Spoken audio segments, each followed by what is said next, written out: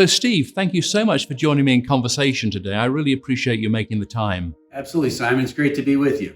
The first thing I want to say, Steve, is congratulations on how you've navigated Kellogg through the COVID-19 crisis. The firm seems to have done incredibly well. What do you think it is about the Kellogg culture or the way the management team works that has made you able to cope so well with this extraordinary disruption? The company really took to heart right away that we had an important role to play. That, we were providers of food, and not only food, but food that people loved, that people found comfort in. We're going to be guided by three priorities.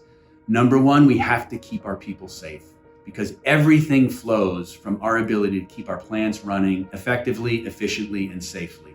And number two, we need to provide food to the system in ways that are very reliable and very safe. And number three, we have to give back to our communities because, again, we've been put in this fortunate circumstance and our people are motivated by doing the right thing and giving back to communities. At AlixPartners, we talk about being people-centric, we talk about being client-focused, and we talk about being values-based. And I see so much in Kellogg that resonates with those principles. We talked about disruption a minute ago, and just thinking about disruption, we'd always talk about the economic cycle. Are we on a growth cycle? When's it going to top out? Will there be a recession? But it seems to us, having studied this, that actually disruptions in our industries are playing a much more profound part in what's happening to our businesses and our industries than the economic cycle. And I just wondered, how do you think about these disruptions, whether they be technological or environmental or societal, as they affect Kellogg and the consumer products industry? We spend a lot of time on the subject of disruption. I think there's never been a more exciting time to be in consumer goods. And you think about just artificial intelligence and the way we think about consumer messaging. In real time, online, we can test all sorts of things to really see what resonates with consumers and refine our messages and just get very, very sharp in consumer messaging. That's like one aspect that's very exciting to us.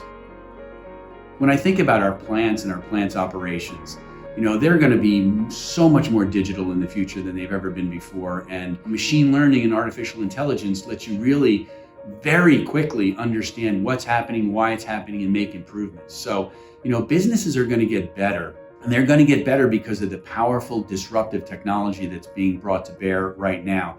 But it's going to be about execution and who really executes the best in this space. And I think that makes it very, very exciting. I completely agree with that. Let's just talk about data. Now, a lot of the companies that we speak to, they have a lot of data. They're data rich, but they're insight poor. They either don't have the digital tools to understand the data or they don't properly use them. So I'm just wondering how you think about that, particularly how you think about engagement with your ultimate customer.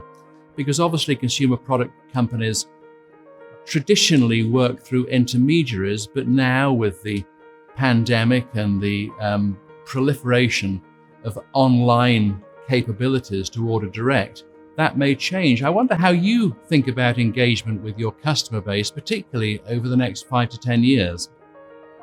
And I think the world is going to change fairly dramatically based on the way technology is obviously just continues to accelerate in this space.